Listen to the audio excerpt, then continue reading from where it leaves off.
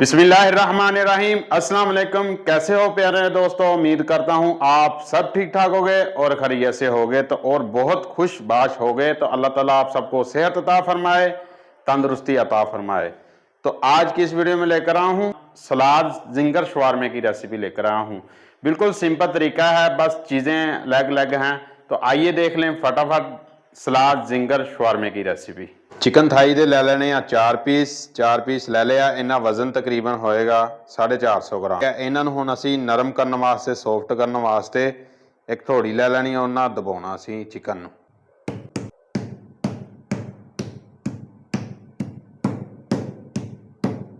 Chicken नूं दबाउणा इस वास्ते कि ये नरम और जूसी बनेगा साडा चिकन जिहड़ा।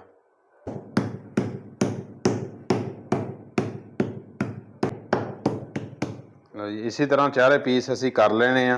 3 ते 4 पीस जिहड़े आ नरम कर लिया, सॉफ्ट कर लिया। हुण इहदे च असी मैरीनेट करना वा चिकन नूं। सिरका 2 चम्मच, लाल मिर्च 1 चम्मच, तिक्का मसाला 1 चम्मच, चाइना साल्ट 1 चम्मच, नमक जिहड़ा टेस्ट के हिसाब नाल ऐड करना, मैं वैसे 1 चम्मच ऐड किया। फ्रैश काली मिर्च टेस्ट के हिसाब नाल ऐड करनी, 1 टीस्पून वैसे ऐड कर दियो फ्रैश काली मिर्च। फ्रैश काली मिर्च भी ऐड कर दी।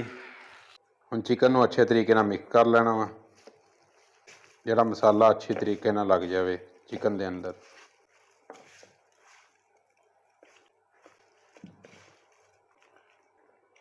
चिकन नूं अच्छे तरीके नाल असीं मसाला ला लिया वा। चिकन नूं असीं मैरीनेट करन लई रख दिता वा। तकरीबन इनू 2 ते 3 घंटे असीं मैरीनेट करना वा। ठीक आ। उस तो बाद असीं जिहड़ा वा इत्थे जिंगर बना लांगे। ठीक आ। अगर तुहाडे कोल टाइम कम है तो तुसीं तकरीबन 15-20 मिनट दे सकते हैं। जिहड़े KFC वाले आ ना, जिहड़े वो तकरीबन 10-15-20 मिनट रेस्ट देंदे आ। उस तो बाद मैरीनेशन तो बाद वो जिंगर तैयार कर लेने। ठीक आ। हुण असीं कम से कम 2 ते 3 घंटे असीं मैरीनेट करना, उस तो बाद असीं जिंगर तैयार करांगे। तो असीं इनू मैरीनेट कर लीए 2 ते 3 घंटे। चिकन नूं असीं अच्छे तरीके नाल मैरीनेट कर लिया वा। जिहड़ा जिंगर चिकन असीं बर्गर लई तैयार करना। ठीक आ। तो हुण असीं इनू ब्रैडिंग करने वास्ते मैदा और पानी लैना वा। तो उस तो बाद साडा जिंगर तैयार हो जाएगा। ठीक आ। ब्रैडिंग करके जिंगर तैयार कर लीए। आई सब तो पहले मैदे दे अंदर इनू ब्रैडिंग करनी है चिकन नूं। मैदा जिहड़ा खुला लै लेना वा। उस तो बाद छान लेना मैदे नूं अच्छे तरीके। ब्रैडिंग नूं अच्छे तरीके नाल मसलना वा ताकि जिहड़े इहदे क्रम्स बन जाए। ठीक है। गोल गोल घुमा के एक्स्ट्रा मैदा उतार देना। उस तो बाद पानी च डिप कर देना। पानी तकरीबन तुसीं 10 सकिंट या 8 सकिंट रखना वा। उस तो बाद बाहर कढ़ लेना वा जिंगर नूं। फिर दोबारा मैदे दे अंदर कोटिंग करेंगे।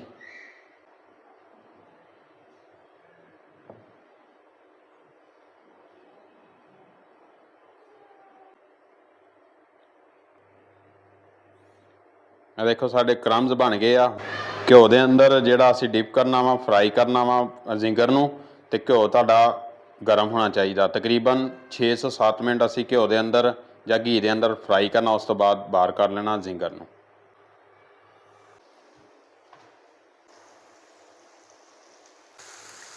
जिंगर नूं ऐड कर दिता घी के अंदर। तकरीबन 6 से 7 मिनट देने आ। उस तो बाद असीं जिंगर नूं बाहर कढ़ लेना वा।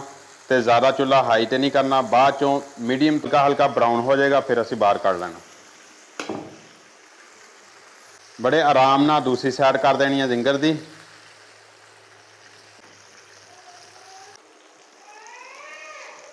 जो 2-3 जिंगर बना लेने आ, उस तो बाद मैदे नूं छान लेना। इस तरह के जर्रात जिहड़े आ पानी दे मैदे दे बन जाते आ। वो तुसीं मैदे नूं लाजमी छान लेना वा। माशाअल्लाह जी साडा जिंगर फ्राई हो गया। हुण घी दे अंदरों बाहरों कढ़ लेना असीं। माशाअल्लाह जिंगर असी रेडी कर लिया, तैयार कर लिया। ठीक आ। और दूसरा समान साडा जिहड़ा सलाद वाला वो भी रेडी हो गया। हुण रह गई आ ब्रैड नूं असीं हुण तवे उत्ते सेक देना हल्का हल्का। उस तो बाद साडा शवारमा सलाद रेडी हो जाएगा इंशाअल्लाह। ते जिहड़े जिंगर भी आ क्रिस्पी जिंगर भी असी तैयार कर लिया। ठीक है। हुण असी पीटे ब्रैड नूं असी गर्म कर लेना तवे उत्ते। तवा जिहड़ा तुहाडा गर्म नहीं होना चाहिए बहुता, बिल्कुल नॉर्मल ते करना वा। ਤਾਂ ਕਿ ਸਾਡੀ ਪੀਟਾ ਬ੍ਰੈਡ ਸਾਈਡਾਂ ਤੋਂ ਖ਼ਰਾਬ ਨਾ ਹੋ ਜਾਏ।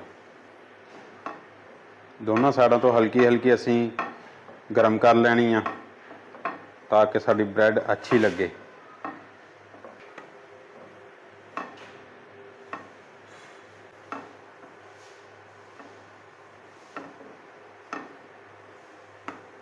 ਪੀਟਾ ਬ੍ਰੈਡ ਨੂੰ ਗਰਮ ਕਰ ਲਿਆ ਵਾ। ਇਹਦੇ ਉੱਤੇ ਅਸੀਂ ਲਾ ਦੇਣੀ ਮਾਇਨੀਜ਼।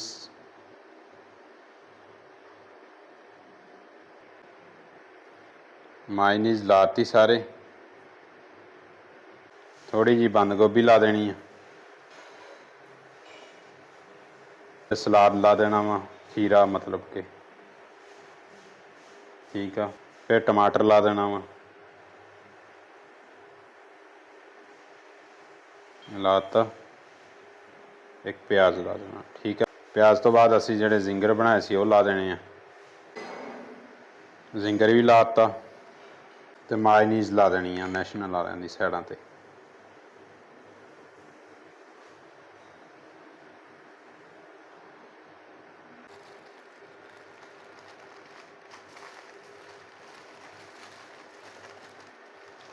ਸਾਡਾ ਜਿਹੜਾ ਵਾ ਸਲਾਦ ਜ਼ਿੰਗਰ ਸ਼ਵਾਰਮਾ ਰੈਡੀ ਹੋ ਗਿਆ ਵਾ। ਬਹੁਤ ਹੀ ਜ਼ਬਰਦਸਤ ਔਰ ਡਿਲੀਸ਼ੀਅਸ ਬਣਾਇਆ, ਬਹੁਤ ਸਿੰपल तरीका है, ठीक है।